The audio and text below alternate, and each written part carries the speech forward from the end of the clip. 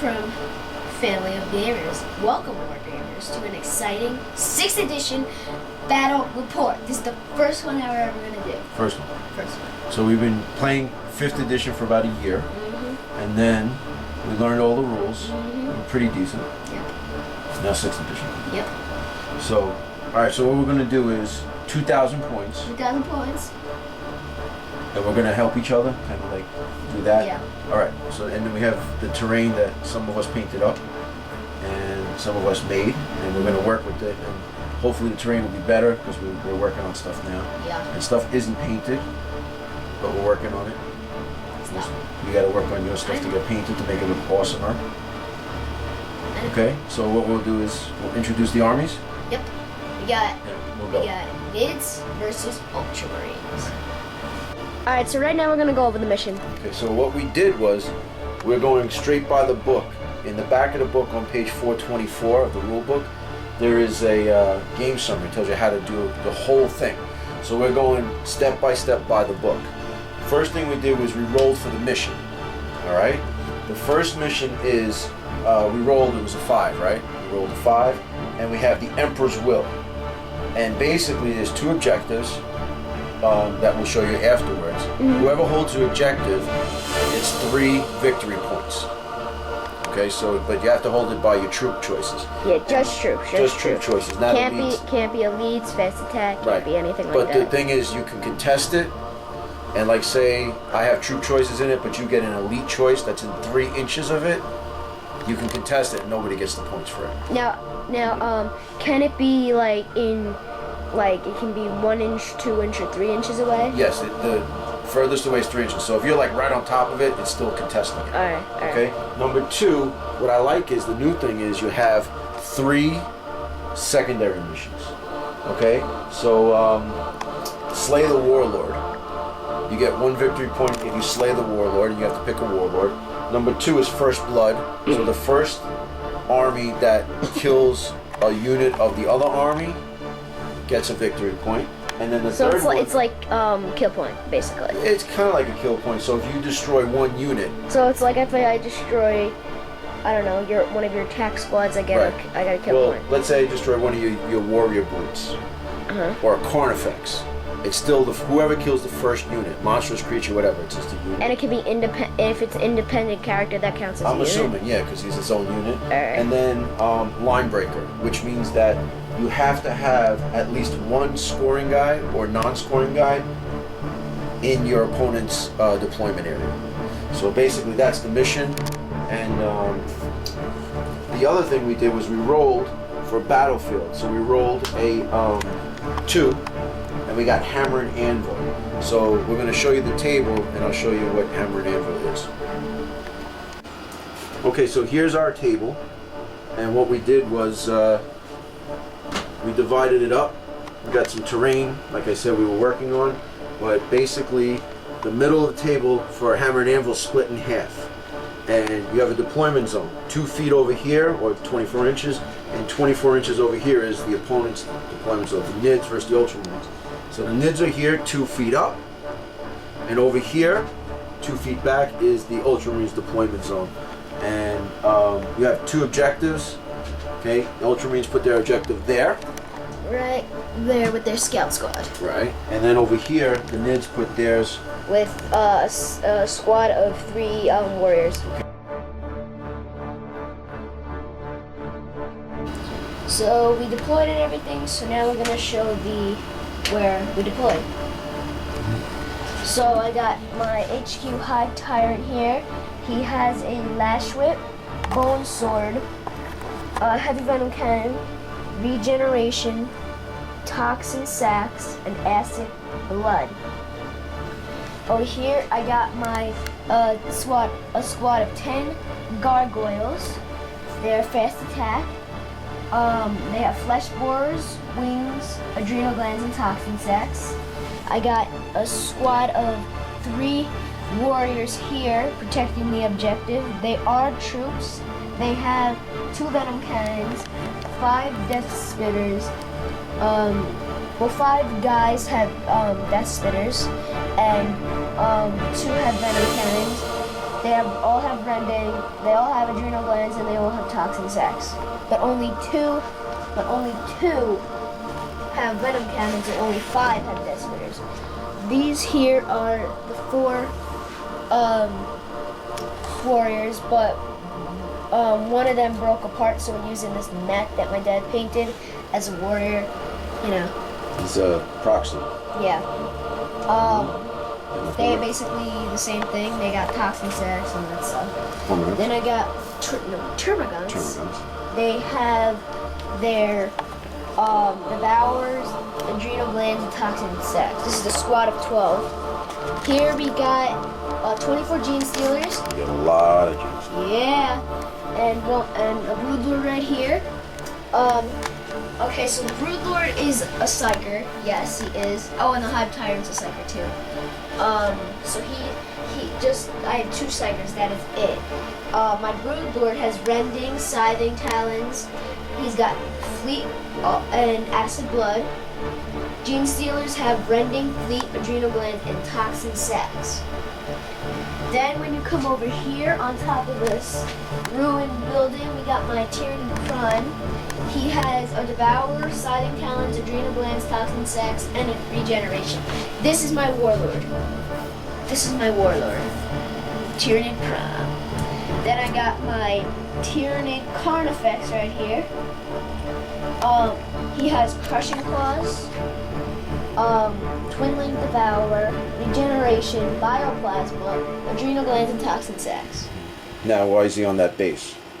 Because, you know, we're still painting. Yeah, we're still. But we want to get into the game. Yeah. All right. And when you come over here, I got 2 different squads that are going to deep strike, but there's 24 Hormagaunts in this my set Explorer. Now, you can only put 20 in there, but we made a deal, you know, that we said that I can put 24 in there.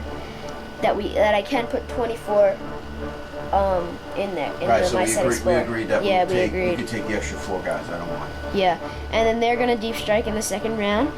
And these spore mines, there's 7 of them that are going to deep strike in the second round too. The Hormagaunts have scything talons, fleet, Toxin sacs. toxin sacs, and adrenal glands. Right. These spore mines are just regular spore mines. You know, they're living bombs. Yeah. That's it. And my set Explorer has a few things. Just has 3 things. He's got so this my set Explorer's got a lash whip, ripper tentacles, and a venom cannon. So alright, so that's 2,000 points of NIDS High Fleet Behemoth. Alright, so here we go. Right here, I got 2 HQ choices. My first HQ choice is my warlord is Mornius Augustus Calgar. Basically, he's got his Terminator armor on, which is the armor antithesis, and he's got 2 power fists with heavy bolters attached to them. And right next to him, we have, I'm calling him Uriel Ventress Hastant, but he's basically Hastant, and he's got a lot of stuff. He's got a heavy flamer, mastercrafted relic blade, digital weapons. He's got a 2+ and a 2+ save with a 3+ invulnerable save. That's good against Gene Stealers. Right. And then I forgot Calgar's got a 2+ and a 4+ save because he has an Iron Halo that gives him a 4+ invulnerable save. And why not 3+? Well, because he has the Iron Halo, so that's it. But he has Terminator armor on, which is 5, but it brings him up to 4. Which I don't understand why he doesn't have 3+, but. Yeah, I mean, you know, he's not, I know Hastan is not better than Marius Calgar, Yeah. I mean, come on. Yeah, well, you know what, they're both tough, so I guess, but he also has 4 wounds, so. Yeah, oh, they both? No, Hastan has 3, and Calgar has 4. Okay. Over here, I went with an elite choice. I went with a veteran vanguard attack, it's my fast attack. They're all basic, you know, chainsword, bolt pistol, except for the sergeant who has a thunder hammer. And because the stunts in here, all Thunder Hammers are master crafted, which means I get one reroll to hit. Okay, and I can't wait because I'm going to use the Hammer of Wrath rule. Hopefully I'll be able to attack first, which... Isn't that in the Space Marine game?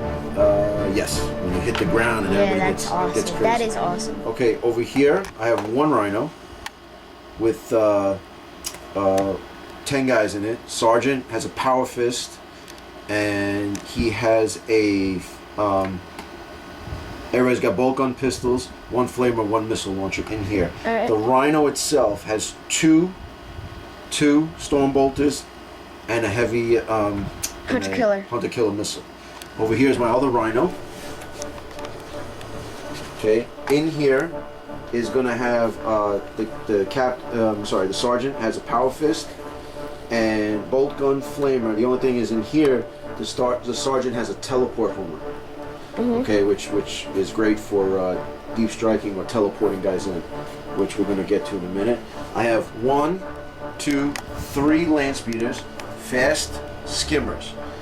This particular land speeder has a Typhoon missile launcher with a heavy flamer, which is twin link because it has stance. Special. Now I have a question.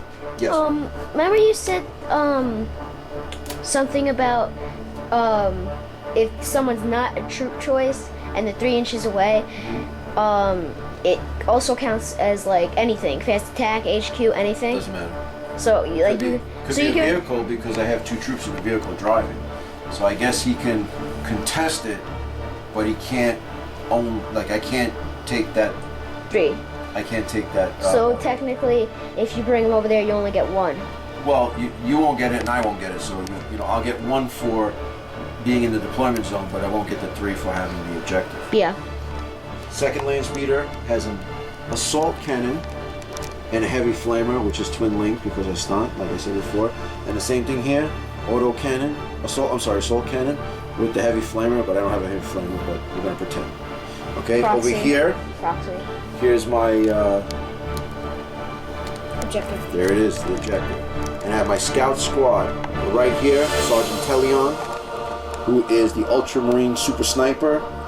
He's got a ballistic weapon skill of 5, but a ballistic skill of 6. Stalker rifle, his camo cloak, so they're already up here. And he also has the stealth rule, there's a bunch of stuff, so it's good to have. Over here is my deep striking. Here's my first group. This is in the first Rhino, this is the second Rhino. For all intents and purposes, this guy right here has got the teleport homer. So the guy right there. And he looks different than the other guy. So. Exactly, that's how we know. Here's my Storm Shield troopers. Thunder Hammers. Thunder Hammers right there. Terminators. These are, we like to call them a shooty ones. Everybody's got a Power Fist. Sergeant's got a Power Sword. And they all have Storm Bolters. Hopefully they'll come in second round.